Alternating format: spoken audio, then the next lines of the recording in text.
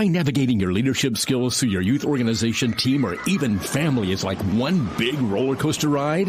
Help is on the way. Introducing Sharp Leadership, Parenting Principles for Young People, from best-selling author Carl H. Sharperson, who gave us Sharp Leadership, Overcome Adversity to Lead with Authenticity, comes a compelling blueprint and playbook on how you can transform trials to triumph. This is a must-read if you have unmotivated or disrespectful young people, concerns about bullying or social media, unhealthy habits, and more. You'll learn to use consistent discipline, overcome adversity with sanity, and make every circumstance a learning opportunity. From Carl H. Sharperson Jr., Sharp Leadership, Parenting Principles for Rearing Young People. Order your copy now at carlsharpersonjr.com. That's carlsharpersonjr.com. Sharp Leadership, Parenting Principles for Rearing Young People. It will transform your life. Do you find navigating your leadership skills through your youth organization, team, or even family is like one big roller coaster ride? Help is on the way. Introducing Sharp Leadership, Parenting Principles for Young People, from best-selling author. Good evening, everyone. Good evening. Okay, so welcome to tonight's broadcast. I am Natasha Watson, the publisher and CEO of Elohai International Publishing and Media, and we are so excited about tonight's broadcast. We're going to be introducing an awesome book called Sharp Leadership, Parenting Principles for Rearing Young People by the one and only best-selling author Carl H. Sharperson Jr. Here is the book right here. I'm so excited to have had the pleasure and honor to work with Carl on this publication. I'm going to tell you just a little bit about the book, and then we're going to bring Carl on. We have some special guests, and we also have some giveaways for this evening. And I want to invite everyone to go ahead and share this broadcast. I want you to share this broadcast. And listen, if you're having a bit of trouble, we are also broadcasting on YouTube. So we're on YouTube tonight. We're also on Facebook. And so you can watch this broadcast on either of those platforms. If you know someone else who needs to join us tonight, go ahead and send them the link. Remember, send them the YouTube link. It might be a little bit easier for them to get onto the broadcast. All right. Okay. So I'm going to tell you about this awesome book that we're talking about. This conversation tonight is going to be all about parenting principles, all about leadership for young people, how to motivate them, how to lead well, how to parent well. So I'm so excited. So in this book, Sharp Leadership, Carl Sharperson Jr. takes readers on a journey of how to transition life experiences, good and bad, into youth learning opportunities. He shares with transparency how parenting, teaching, coaching, athletics, and even overcoming cancer and getting through the US Naval Academy, the Marine Corps, and so much more helped him to be the father and mentor that he is now. From his captivating real life stories, you're going to receive a blueprint for how you too can transform your trials to triumph in order to lead your family or your team or a youth organization to the next level. So this conversation tonight and even this book itself is for those who are raising, or maybe you're dealing with unmotivated young people. Maybe you have relationship with some young people who are disrespectful. Perhaps you're concerned about your children living independently, or maybe you're unclear on how to navigate being a parent or a teacher or even a mentor to children or youth. This is also for those parents and youth leaders who are concerned about the unhealthy habits that you may see in the young people that you are leading. So Carl Sharperson, he is someone that I've known for quite some time. We worked on a book together, y'all, back in 2017, Sharp Leadership. His first book was called Sharp Leadership, overcome adversity, to lead with authenticity. And this has been our #1 book. So Carl Sharperson is kind of like a Hall of Famer here at Elohai International. So it's always an honor to speak with him. So he is a leadership innovation strategist. He's a speaker, an author, a professional recruiter, and a coach. He specializes in taking leaders from mediocre to maximizing their potential professionally and personally. Carl is a graduate of the US Naval Academy and a former United States Marine Corps pilot. He has served as a vice president and consultant for some of the world's largest brands. He is also the president and CEO of Sharperson's Executive Leadership, a proud husband, and a father who resides in South Carolina. So I am going to bring on Carl, and I am excited. So everyone in the chat room, before Carl comes on, I see that, we have some comments. I see Integrity Consulting Group is here. She says she's excited to hear this discussion. You guys, we got to show Carl some love. Let him know that he is welcome, that we are excited to hear from him. So if you can, just drop some emojis in the chat room. If you have shared this broadcast already, type shared. If you are excited, go ahead and put I'm excited. Thank you, Natalia. I see your emojis. I see you. And before we bring him on, let me just say that we are having a giveaway tonight, a buy one, get one giveaway. So if you've already purchased Sharp Leadership from our Eventbrite link, you are already entered. If you haven't, I'm going to put up a link in here where you can purchase the book tonight. And for those who purchase, we are going to enter you into a drawing for a buy one, get one. Okay, get one for somebody else. Maybe you know another parent or youth leader. So let's bring Carl into the broadcast. Hi, Carl. Hello. Glad to be here. I'm glad you are here. How you doing? I'm doing good. I hope I can live up to the hype. Always. You never disappoint. So I'm excited for you. Congratulations on your second book release, your second solo book release, because you've done some collaborative projects as well. Correct. All right. So you're welcome. So tell us, why did you write this book? It's a long story, but during the pandemic, I saw several parents struggling with their children. We're talking toddlers, middle schoolers, high schoolers, college. And I just saw a lot of hurt, pain, and it was just difficult to watch. Mm-hmm. And on the 3rd of August, I was diagnosed with colon cancer.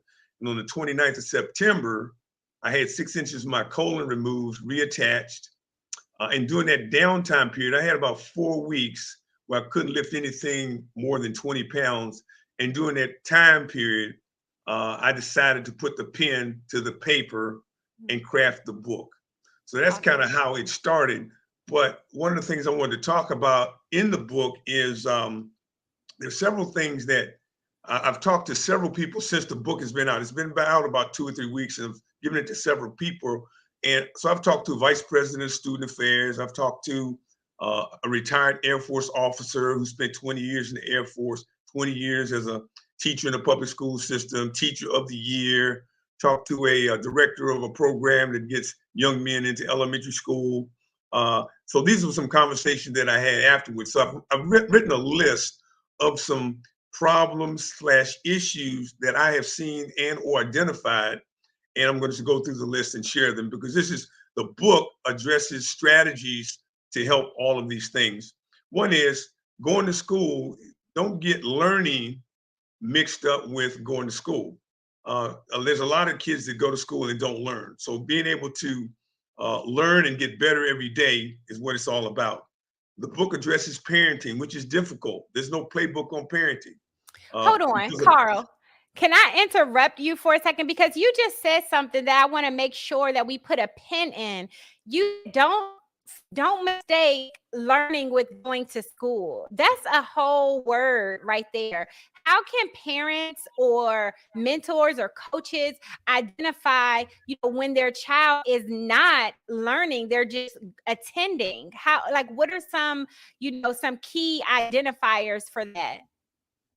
Well, just having conversations with the child and asking them questions about school.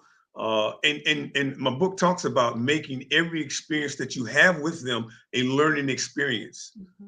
So, for example, I required my children to take notes in church, and they needed to be able to communicate what they learned. So we get in the car and go home and eat or whatever, and I'd ask questions like, "What did you learn?" Right? I didn't realize that I was causing competition between the two, and they became very good communicators and very good note takers, and it served them well. And that's actually one of my favorite parts of the book, reading about, I love reading your parent, like how you parented. It was so unique, but effective. And from knowing one of your children, I know that you are a successful parent. So that's so awesome. But I love reading like that, reading about how you would have them take notes and then you would ask them questions. And a lot of parents, they don't do that. A lot of us who have grown up in households, we didn't experience that. So I just wanted to share that and just kind of pull that out, because this book is not just any old parenting book. It really is powerful and effective. And these strategies that you're sharing are so easy to implement. They're so natural, and they're not, forceful or controlling, but they're effective parenting skills. So, or parenting, strategies. So keep going with your list that you found out. Sorry about that. I just Okay. wanted to make sure we pointed that out. I appreciate that. And then you've got divorce, you've got single parenting, you've got all those things going on, which makes it more difficult. So it's difficult if you have a two-parent household and the child or children are under the same roof. But when you split that up or make it single, it makes it even more difficult to have these skills. Lack of community. When I grew up, I knew my everybody from kindergarten to the 8th grade, because we were in classes together in the community. Right now, we're a very mobile and transient society, so it's more difficult to put down roots and develop community and help each other out. There's a big thing going on with bullying. When I grew up, all I had to do was avoid that one bully at the school. Today, the bullies are on the internet and you can't escape it. So the book addresses some of those strategies. Being able to have your child develop some skills so that they can be gainfully employed, right? Not necessarily going to college and paying $100,000, $200,000 and then getting out and not being able to work. So the book talks about that, how you can start developing those skills at a very young age. There is a thing about, I've seen it with young people not wanting to take risks, wanting to be safe, not willing to fail, and that's where the learning occurs. So if you have a child that wants to be safe, then that means they're not going to stretch themselves and they're not going to, be all that they can be. No work ethic. Oh my goodness. So being able to realize that at some point in time, you're going to have to report to somebody and or work for somebody, even if you become an entrepreneur. If you're an entrepreneur, then your customers are the people that you're working for. So being able to develop a work ethic where you show up on time, do what you're supposed to do with excellence, the book addresses that.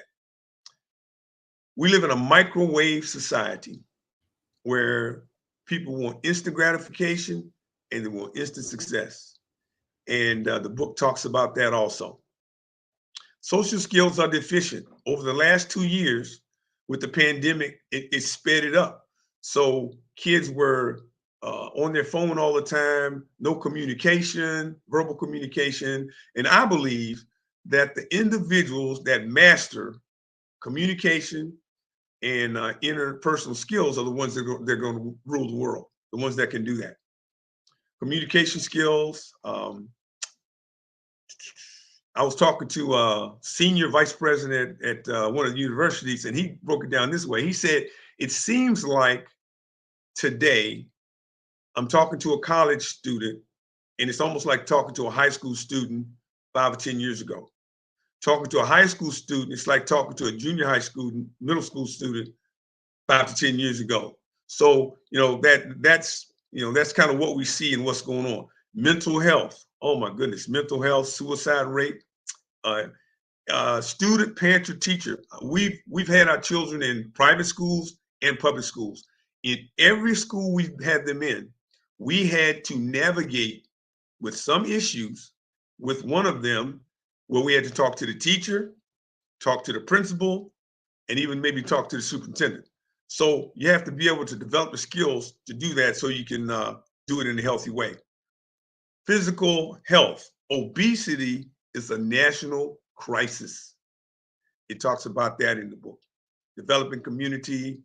Some parents are in denial, and primarily because they don't have the skills or the tools to address it. So then they stick their head in the sand and act like it's going to go away, but it's not. Risk avoidance I talked about. There's a loss of identity. I was talking to the gentleman that retired from the Air Force and then retired from the school system. And he was teacher of the year. And he said one of the big problems he sees is the children or the students have lost their identity, right? So, but what he says is all of them, no matter what that loss of identity is, he sits down and talks to them, and they all want the same thing. They want to be loved, they want to be respected, and they want to be successful, And that's an adulting or parenting issue that needs to take the lead and do that. Now, I was talking to a young man in the DMV, which stands for DC, Maryland area. This kid was athletic, all honors classes, had strong faith. And what I got from this conversation from this young man was hopelessness. I sum it up as hopelessness. And his words were like this. I'm on the team, but I'm not good enough because my coach says I'm not good enough. I'm taking all these AP courses, right? I'm not making A's in all of them. I want to, but I'm staying up all night, trying to get it done, right? And the other thing he said was, he says, I'm in this athletic program. It's breaking down my body, but I can't quit. So I asked a bunch of questions, and all I could do is say hopelessness. And there's a lot of kids, I think, that are in that mode, and being able to listen and understand and be empathetic, but at the same time, give them some boundaries and barriers is important. And that's what the book addresses in a very simplistic way. Wow, that was a lot. But just from that one example, from what you said about this young person that you were talking about, it seems like he has a lot going for himself. He is an athlete. He's at a school. He seems to be doing well, but because of the adult influence in his life, it sounds like he's dealing with a lot of pressure, and negative words spoken in his life that has given him this hopelessness. So that's really powerful. The adults, the children, the parents, the coaches, the teachers are so important in how we bring up young people in their character development, their personality, and their confidence. And that's what I'm getting from what you're saying. So let's bring on our first guest. Okay, so we have, and I think that this is a friend of yours, Mr. Richard Yergin, and he is the author of The Man is Greater Than the Brand. He is a two-time national champion. He played football at Clemson University, and he's also a keynote speaker. So we're going to bring him on. Hello. Oh my God. Mr. Carl, you looking good. How old are you now? 31? Yeah. I wish. How you doing, Natasha? I am good. It is so great to be here. Welcome to the podcast. Thank you. I've been enjoying the backstage, slowly building up the front stage. So I'm honored, and it's a privilege to be up here next to two greats. Oh, thank you. You're too kind. Okay, so talk to us about your both you two. How did you all meet? Why did you decide to read this book, Mr. Rich? And also, I think you read Carl's first book. So how do you all know each other? Let's start there.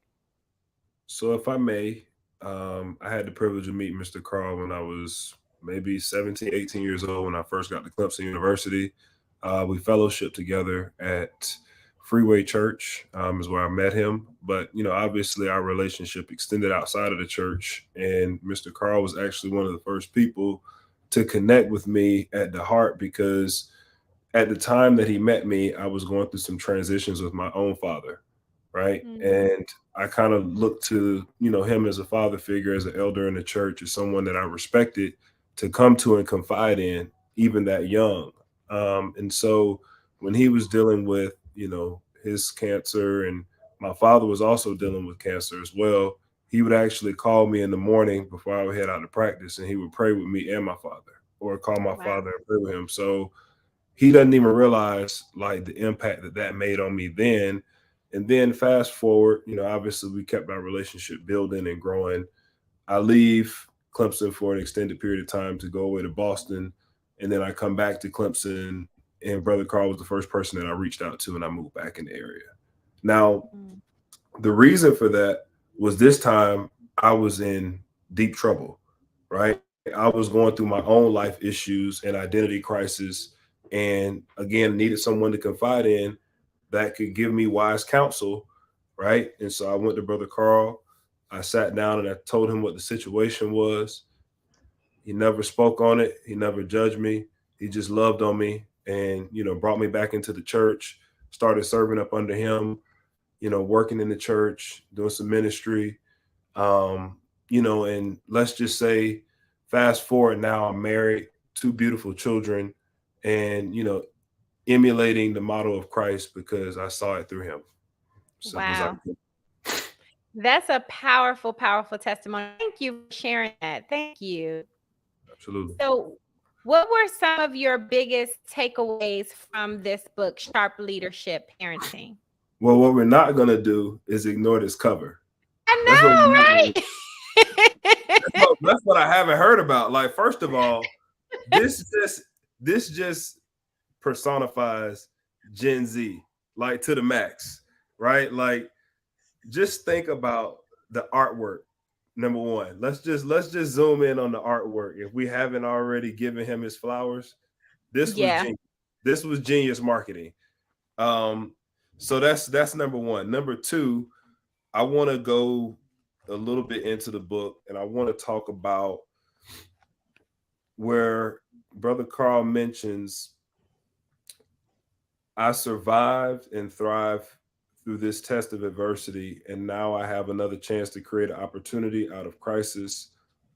All of my greatest learnings and successes have been birthed out of my most challenging circumstances.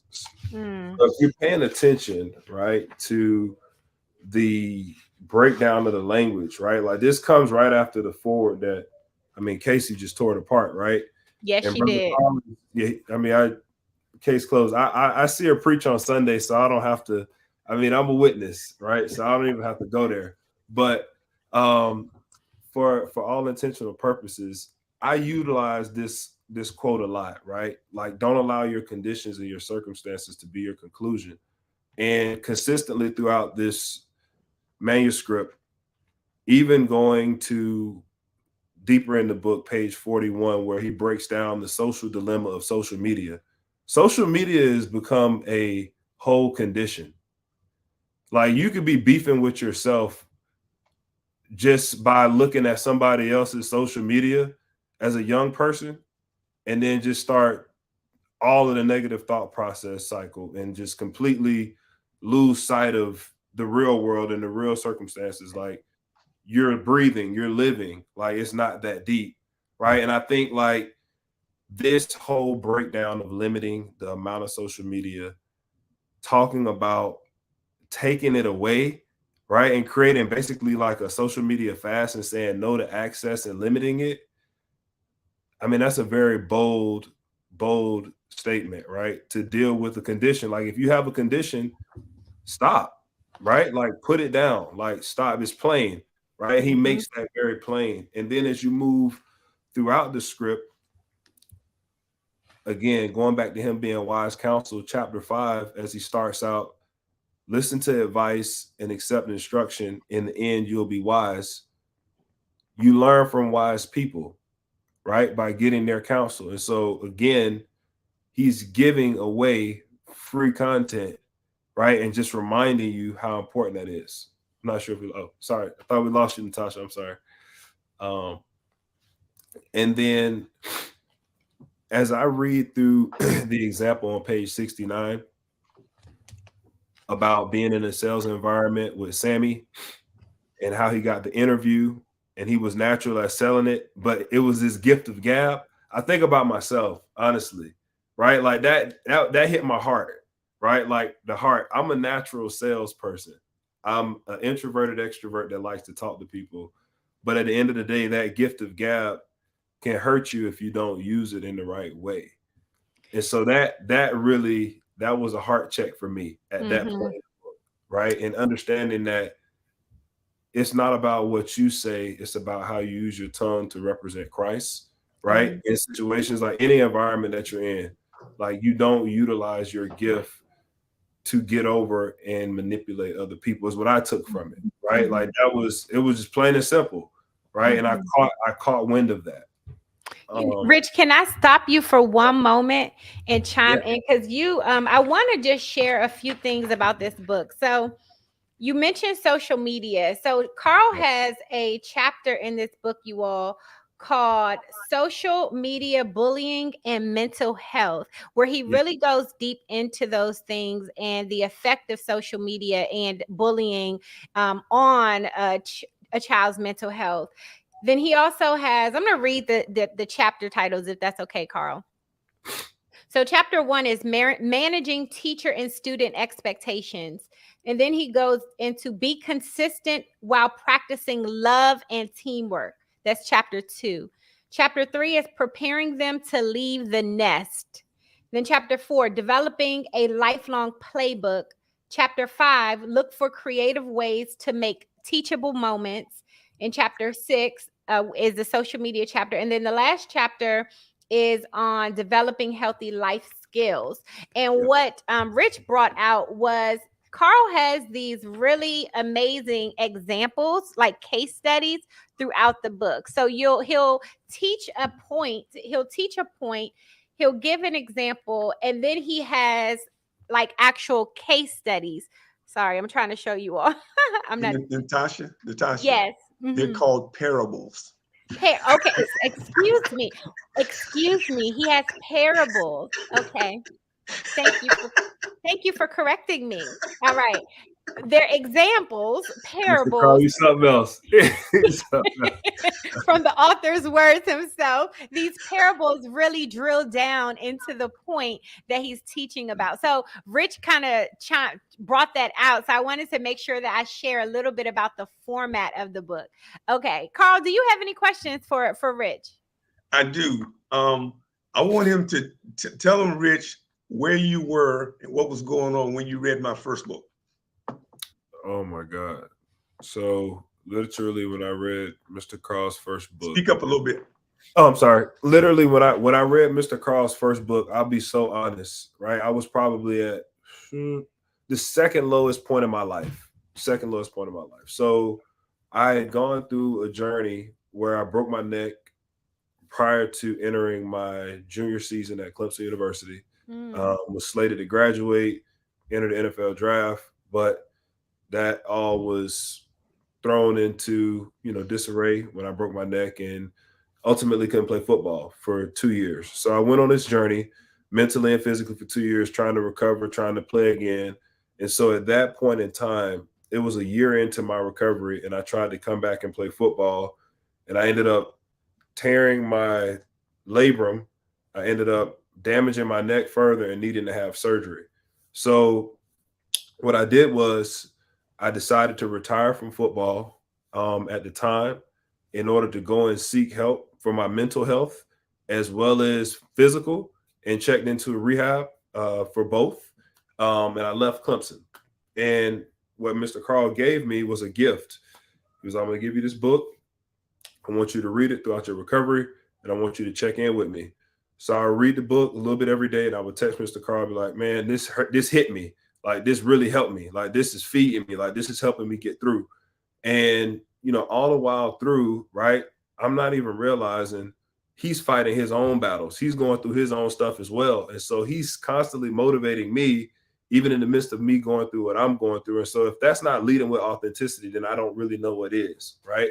And so as I transition, you know, out of that situation, that brought me back to playing football, end up going to Boston College, end up being, you know, a comeback player, the award winner for Brian Priccolo Award in 2019, doing all these amazing things. And I don't know if I'd have been in that place or that space had I not had that tool to help guide me with best practices and strategies to lead me to success. That's amazing. Thank you for sharing that. All right, Carl. Okay, I want to read in chapter 3. I'm going to read the first 3 lines, and then I'm going to talk a little bit about it. Chapter 3, the title is Preparing Them to Leave the Nest. 18-year-old dropped off in New York City, teaching them to observe all things whatsoever I have commanded you. Dropping off an 18-year-old in New York City. So my goal was to have healthy, happy, productive children, right? So when they left the nest, or when they left my household for a long period of time, they needed to have the tools in order to be successful. So the mindset or the visual was, I want to be able to drop my son or daughter in New York City with a suitcase full of clothes, enough money to last for a year for food, enough money to last for, not a year, enough money for a month for food, enough money for lodging for a month, right? And then they ought to be able to make it on their own. So if that's the goal, then what kind of skills do you need to teach your kids before they get there, before they turn 18? So if that's your mindset, then you start doing some things differently when they're growing up. So what do they need to be able to do? They need to be able to do their laundry. They need to be able to know how to navigate the city. They need to know how to develop healthy relationships. They need to know how to manage their money. They need to be able to make an income, okay? And there's several more. But all those things they need to have by the time they turn 18 and leave your nest. And don't assume that if they go to a quote unquote Christian private school, that they're going to be taken care of. Because there's wolves in sheep's clothing in every arena. Amen. Amen. Thank you so much for sharing that, Carl. We do want to make sure that we are taking questions from the audience. So if you have a question that you have for Carl, go ahead and put it in the comment section, okay? And I want to just remind you all about the giveaway. We're going to actually do the giveaway while we are live at the end of the broadcast. So I want to encourage you to go and purchase a copy of Carl's book, okay? Purchase a copy of the book. You're going to enter the buy one, get one giveaway, and we'll send you, if you win, we'll send you a second copy. So we'll send you 2 copies, okay, so that you can gift it to someone else. All right. Okay, so we want to thank you, Rich, so much for being here, and we want you to feel better. You are a trooper, rocking with us tonight. So thank you. Anything for Brother Carl. You know, he asked me, I'm gonna show up. I'm gonna do my very best. I'm gonna do my part. So thank y'all for having me. Thanks, Rich. You're welcome. Appreciate it. Feel better. Bye-bye. Bye. All right, Carl, thank you so much for sharing that excerpt from the book. Okay, so we want to make sure that we are answering your questions, everyone. So if you have a question for Carl, go ahead and share the question. And Carl, have you received feedback, more of additional feedback from any other readers that you want to share about the book? Now, I know it just came out, but people have read the book. Right. And if you viewers, I know some of you have already read the book, and if you have feedback that you want to share about the book, go ahead and type it in the comments and we'll share it live on the broadcast. Yep, I'll read one book review. It says, I thoroughly enjoyed the book. I felt like I had been a part of a few of the examples you used, and I had no idea that your son and your daughter had so many aliases. I've heard a lot of these stories over the years. I presented a copy to both my 40-year-old son and 38-year-old daughter, who both have 2 children, and intend to give a copy to my chaplain in the Asheville hospital, since he has 4 kids. You have filled the bucket with refreshing water. If we can now just get the stubborn animals to drink it. I loved Casey's forward.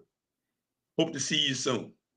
Retired. He's a retired Air Force officer and a former school teacher, South Carolina. Awesome. Thank you for sharing. Okay, so let's get to some of these questions. Integrity Consulting Group says, what insight can you offer for parents who do much of what you have said, but they have a child or children that choose to rebel and don't want to follow your lead? Good question. Oh, wow. Ooh, that's the outlier. That's the special cause. Well, one of the strategies that I have used for that is because I think unless you have a very, very compliant child that does everything you want them to do, you're going to have some of this. But that's part of why you want to build a community. So a lot of times my children would not listen to me, but they will listen to a peer, or they will listen to a pastor, or they listen to a teacher, or they will listen to a coach, or they will listen to somebody else. So I didn't care who they got the information from, right? So being able to develop that community of people that are like-minded like you, then you rely on that community to give them the word that they won't get from you. I can't tell you how many times my son or daughter would come to me and tell me what somebody said, and I'm thinking to myself, yeah, I've been telling you that for 2 or 3 years. So I would say develop a community of people that can pour into your child that have similar values and goals as you. Awesome. Thank you. Okay, so we have one more question here. Carl, do you offer different strategies in raising a daughter versus raising a son? The extracurricular activities might be different, but I think that they all need to have the same basic skills when they leave the house. I mean, there used to be a time where the daughter needed to be able to cook, do house, do laundry, but the husband or the father was expected to go out and do whatever he needed to do and bring the food home. But I think that the skill set should be very similar, if not the same.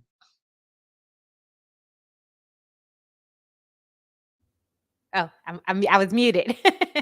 I was saying thank you. That's a great answer.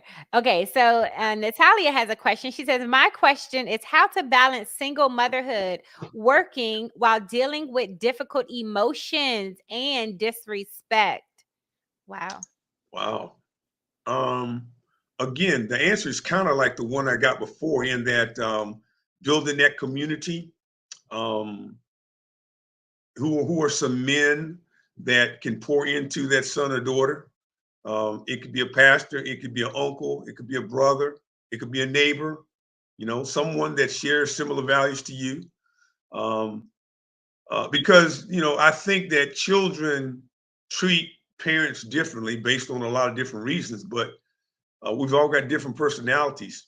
So building that community and we start dealing with the difficult emotions and disrespect,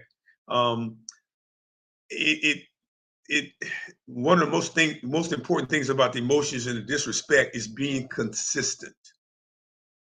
Because the worst thing you can do is tell a child one thing, do something different, and or not hold them accountable, or do something, and use the phrase, not do the phrase, but act the phrase of do what I say and not what I do.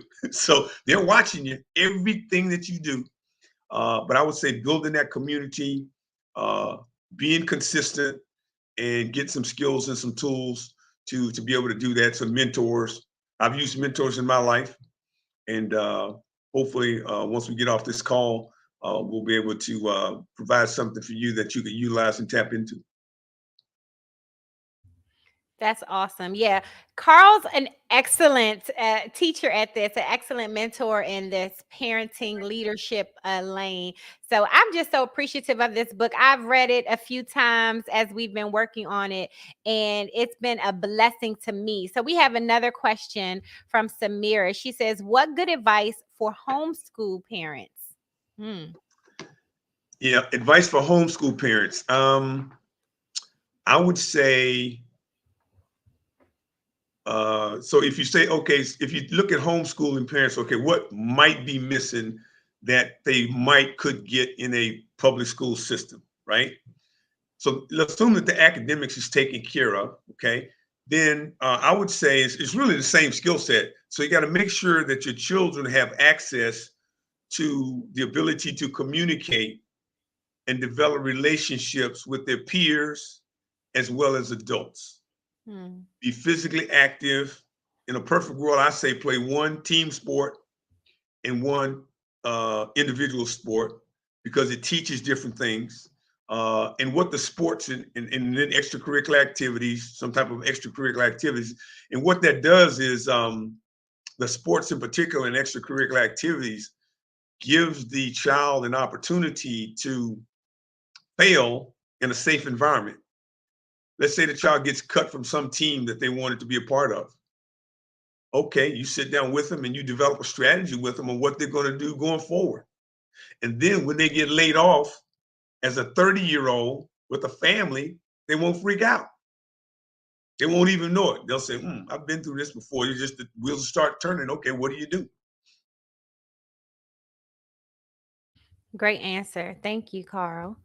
Okay, and we want to remind everyone, go ahead and share the broadcast. If you hopped on later, you are tuned into the Sharp Leadership Parenting Principles for Rearing Young People book discussion with best-selling author, and leadership expert Carl H. Sharperson Jr. I'm Natasha Watson, the publisher and CEO at Elohai International, and I want to remind everyone about our giveaway tonight. We want to encourage you to buy a copy of this book. And when you do, you are going to enter, if you do it right now while we're on live tonight, in a few moments, because we're going to be wrapping this up soon. But in a few moments, we're going to be doing our giveaway for buy one, get one free. So all you got to do is purchase a copy of the book, and we're going to enter you into a drawing. We're going to select, you guys are going to actually choose, okay? And we'll select the winner before we get off tonight. All right, so there is another comment. Let's see here. Trixie says, we are all still kids at 30, 60, 80. Relative to our 30-something kids, under what conditions or what is a reasonable age waterline for our tough parenting conversations to start tapering off?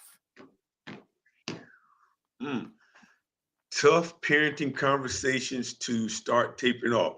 I might be wrong. It sounds to me like the question is, when do you stop disciplining your children?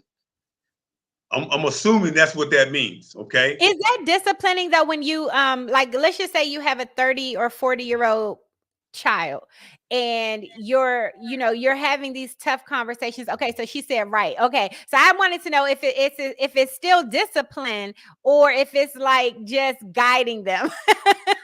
Well, she said tough conversations. Okay.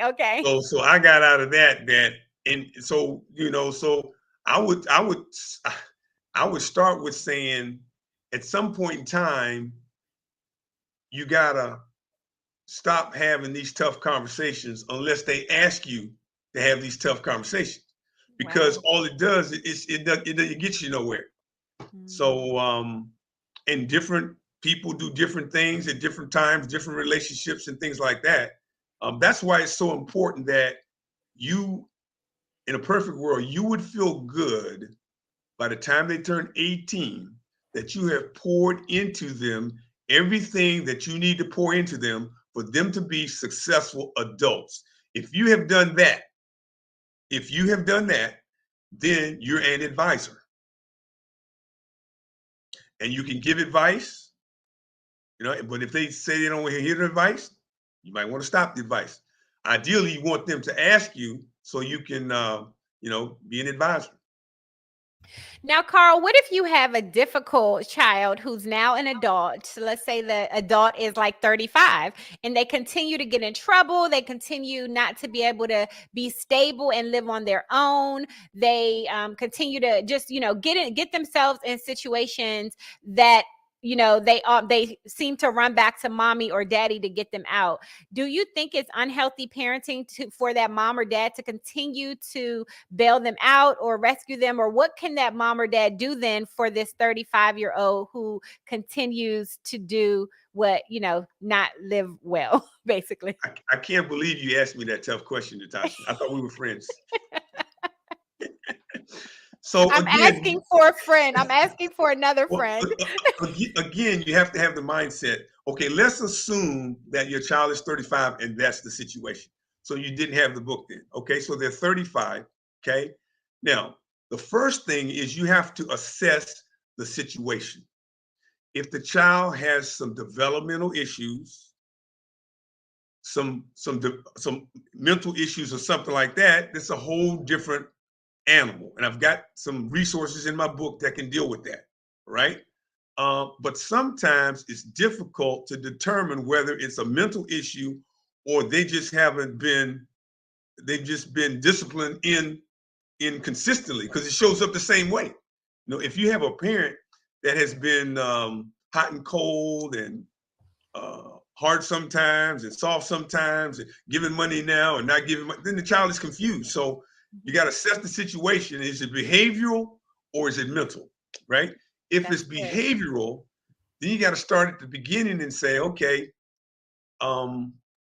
you gotta start with the end in mind and say, okay, what would be a perfect outcome of this child? What do I want them to do? And develop a strategy on how to get them there. And you might need some help from an outside resource, like a coach or somebody like else, to navigate you through that. But it's a difficult thing to do because you know, a lot of the behaviors that children and adults have is because of the coaching and the lack of discipline or whatever that the parents have done. They've been conditioned. Most children have been conditioned by the way their parents treat them.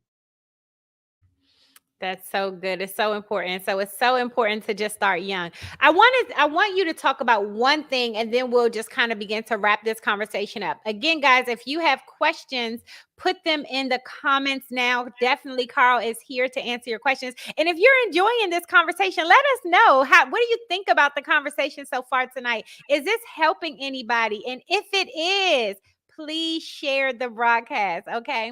All right. So, Carl, here's my my next question. I guess I want you to elaborate on. In the book, you talk about, and I can't remember the exact words you use, but I know you'll recognize what I'm talking about. So, you mentioned how you and your wife, Jackie, you all kind of created opportunities to get to know your children's friends, and you became like the neighborhood, kind of like the cool parents of the neighborhood, and you opened your house up to your children's friends. Talk about what you did, like how you did that, and the impact, the effect that had on your children and maybe even on their friends.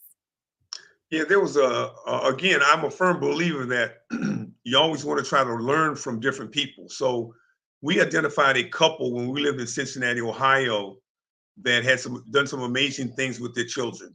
All three of the children, two girls and a boy, graduated from Howard University undergrad. One went to get an MBA at Wharton. The other one got a law degree at Ohio University, and the other one got a PhD in science. So we listened to them, and they had a strategy on how to do that. One of the strategies they had was they bought a pool table. They had a pool table in their basement, and they would invite over the neighbor kids and all the friends of their kids. So they basically had a laboratory to pour in their values into their children's friends. So they got a chance in a loving way to vet their children's friends. Let's assume they had a child that wasn't doing what they thought that their child should do. They had an opportunity to pour into that child and do some parenting with that child and bring that child around. And or if it wasn't working, they could also distance, you know, their son or daughter from this child. So that was one of the strategies that they had. And they also talked about being able to speak to power. So whenever they had meetings with the teachers, they would always bring their child. and the child was expected to listen, contribute, and be respectful. I think you're That's good. Some good parenting. Yeah, no, that was good. I had to unmute myself. Did you want to share something? I've got a couple other book reviews. Okay, go ahead and share another one. And let me just say before you do, all right, guys, we're getting down to the wire here. Okay, so after Carl finishes reading these book reviews, we are gonna draw our name for our buy one get one BOGO winner. Okay, all right, go ahead, Carl. Okay, just read, and I like how you emphasized different parenting styles. I also like how you focused on healthy relationships, work ethic, and financial management. I just taught credit and budgeting classes at a local high school this week to some juniors and some seniors. Hope it helped. Finally, everyone can use one of your 23 summary thoughts as well. Have a blessed day and a blessed week. And that's from a mayor of a city in South Carolina. Nice. Okay. And I want to play, Carl, you have a promo. We played it in the beginning, but we're going to play this again. And then while we're playing that, I want you, Carl, we have a private chat room in the back. Okay. We have a private chat room. And so what I want you to do is I want you, Carl, to give me a number in the private chat room between 1 and 10. All right. And then I want the audience, if you can, go ahead and you give us a number. Everyone just pick a number between 1 and 10. And this is how we're going to choose whichever gets the most. If whoever chooses Carl's number, I guess I should say. Is that fair? I'm trying to think of something fair to do. I might as well just give your number if we're going to do that, huh? What's a good way? Whoever puts maybe the most, right? The most, let's say if they're the most numbers. Does that make sense? So if 5 is the most, then we'll choose 5. Go with that number. Is that okay, Carl? I'm trying to think of a good way. Okay. All right. Good. This is a spontaneous drawing. All right. We just want to we want you all to help us choose the winner tonight. All right. So thank you all. Go ahead and put your numbers in the chat room, and we are going to have another special guest in a moment to close us out, and you all are going to enjoy this special guest. But while we do that, we're going to play just a little bit of this promo one more time. Let's see here. Okay, so we are getting to the promo. Don't go anywhere, everyone. And then we're going to choose our winner. And then we're going to bring in our last special guest. And I see your numbers coming in. Keep on typing those numbers. All right. Uh-oh. Transform your life. Do you find navigating your leadership skills through your youth organization, team, or even family is like one big roller coaster ride? Help is on the way. Introducing Sharp Leadership, Parenting Principles for Young People, from best-selling author Carl H. Sharperson, who gave us Sharp Leadership, Overcome Adversity to Lead with Authenticity, comes a compelling blueprint and playbook on how you can transform trials to triumph. This is a must-read if you have unmotivated or disrespectful young people, concerns about bullying or social media, unhealthy habits, and more. You'll learn to use consistent discipline, overcome adversity with sanity, and make every circumstance a learning opportunity. From Carl H. Sharperson Jr., Sharp Leadership, Parenting Principles for Rearing Young People. Order your copy now at carlsharpersonjr.com. That's carlsharpersonjr.com. Sharp Leadership, Parenting Principles for Rearing Young People. It will transform your life. Do you find navigating your leadership? Awesome. All right. So I love that.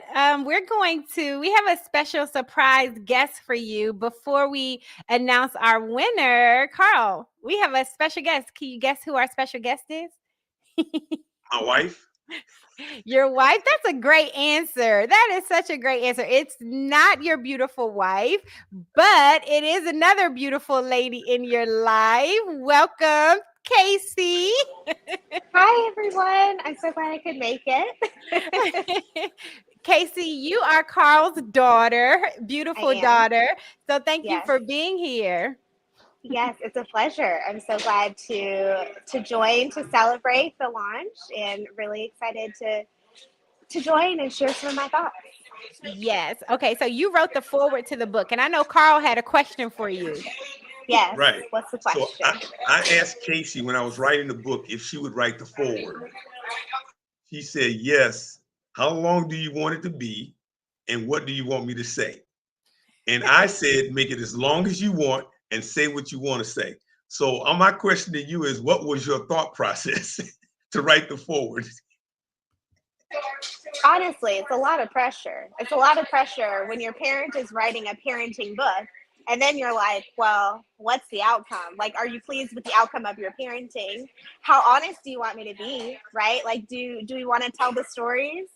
Do we really want to go deep? Do we want to go nitty gritty? So I felt like it was a lot of pressure, but also I took a moment to say, like, number one, I'm honored to have been asked, because I think it is, it's a blessing to be able to support your parents and the people in your life on their dreams and in their journeys of what God has called them to do. So that was one thing of like, okay, cool. He's writing this parenting book. How many of my personal stories is he going to tell? Is he going to assign my name to them? Are people going to know all my dirt? Are people going to know how many times they took the door off my hinges? Like, what are we going to talk about that? But anywho, they kept it pretty light. You know, Dad kept it pretty light, pretty high level, because we had a discussion, and I was like, don't embarrass me.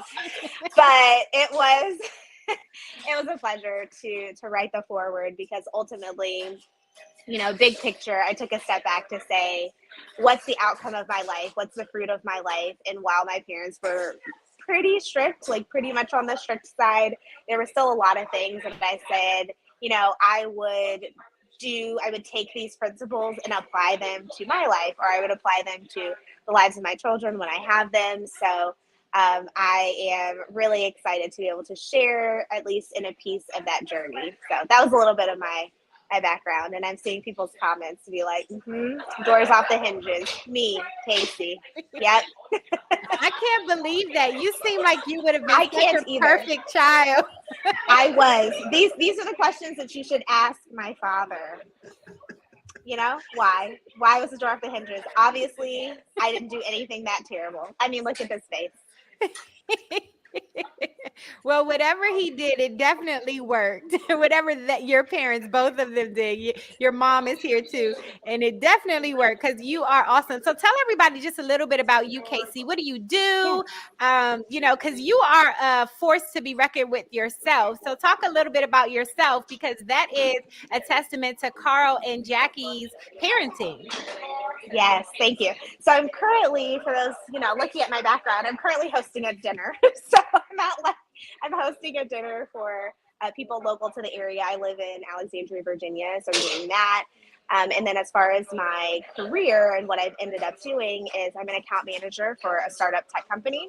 So I work with brands, luxury houses, big brands like H&M and Target, and really help them with their sustainability and circularity within the fashion industry. So excited to be a part of that. I'm also an author and a speaker and a podcast host, and I speak a lot about confidence and brand strategy, because I love to see people build the lives that they want to build, lives that are really worth living and see their dreams come to fruition. So that's a little bit about what I do, which is a lot of it comes down to relationship building. And that was definitely something that my parents forced upon me. And because I was forced to do it, it became really easy and really natural. And it was something that I developed, a skill that I developed. So ultimately, I feel like my dad and I have the same career. So I don't know. And my mom as well. Like, we are all doing the same thing. So it worked out. Definitely worked out. Okay, Carl, any more questions for Casey? No, she said more than enough. Okay, Casey, last question for you. What she said more than enough. I want to hear more from Casey. First of all, two questions. Tell us about your book, and also tell us, well, first of all, tell us about your favorite part of your dad's book. And then before you go, tell us the name of your book and how everyone can get it. Yes. Yes. So the favorite part, I can't say that there's like a particular story that's, that's especially great because I was there for a lot of them. So it's kind of, I don't necessarily have a favorite story, but what I do like about the book is that they are tangible, practical things that I look back and I'm like, yes, I saw the intentionality of, my parents deciding to do this, or, my dad deciding to parent in this particular way. So I just like the tangible aspects of it, the questions at the end, the action items. So yeah, that's just like my favorite theme throughout the book. And then my book is called Dream, Build, Repeat: Harness Fear to Confidently Pursue Your Biggest Dreams. And I wrote that with the assistance of Natasha and Elohai International. So it is so incredible to be able to continue that particular legacy of writing through this space. Yes, and her book is amazing too. So definitely go get Dream, Build, and Repeat. And she has a podcast by the same name. So thank you, Casey, for coming. You're welcome. Thank you so much for having me. Congratulations. Thanks, Casey. Appreciate it. All right. Okay. Well, that was our surprise guest, Casey Sharperson. You definitely want to check out more about her and get her book as well. So it looks like number 7 is the most popular number, which is an amazing number. So I have found our winner for today. So does anyone, let's see, I wish I had some drum roll. No, I don't have any drum roll. Okay. We don't have a drum roll sound, but I will tell you that tonight's winner is Trixie Grant. So is Trixie still here? Is Trixie still here? She is our winner for tonight. Thank you so much, Trixie, for purchasing a copy of Sharp Leadership. Thank you for being here. I saw your comments earlier. That was your last comment. So are you still here in the broadcast, Trixie? Yay. Yes, you are the winner. So congratulations. We're going to send you 2 copies of the book. All right. Yeah, you're welcome. You are so welcome. Okay, Carl, any last words before we go? Yes, just a couple. One is I would encourage people to read the book. And the second thing I'll encourage you to do is I'm going to send out some information after this call. And if you have a need for some of the strategies to solve some of the problems that I listed that we see in our world today, then I'm going to give you an opportunity to work with me on some frequency to do that. So look forward to that. And if for some reason you don't either see value in it or you don't have children or something like that, then you could pass it on to somebody else. And they can be blessed to be able to develop some strategies to deal with a lot of what's going on in the world, primarily with our young people. Thank you so much. Yes. So look out for that. If you want to get on Carl Sharperson's email list, visit his website. It's right down there. You can also visit his website to check out his first book, Sharp Leadership: Overcome Adversity to Lead with Authenticity. Both of his books are also on Amazon, and you can read so many. I think Carl's first book has over 100 positive reviews, okay, on Amazon. So you can read all about those, both of those books. All right. And order your copies. It's definitely worth it. Anything that he sends you, open up the email, check it out, dive deep into it, and be on the lookout for the next opportunities to connect with Carl. And thank you so much, you all, for being here. Carl, thank you. Thank you for allowing us to host. You've been a hostess with the mostest. I appreciate you. I appreciate it. Thank you. Okay, well, we're going to wrap it on up, everyone. Thank you so much for being here. We have had such a good time tonight. If you have enjoyed this broadcast, go ahead and share it. Share it on your timeline, because as people see it, we will be able to get more people introduced to this book, Sharp Leadership. And go ahead and get your copy. And listen, if you are an author, a storyteller, a leader, a mentor, and you have a story to tell and you need a little bit of help, contact us at Elohai International. We definitely want to be of support to you. And our mission is to partner with visionary faith leaders to share their mission-centered stories. So we will see you next time, and we look forward to even getting your feedback and your reviews about Sharp Leadership. When you read the book, go ahead and leave a review on Amazon because it's going to help other people find this book. All right. God bless you. Bye-bye.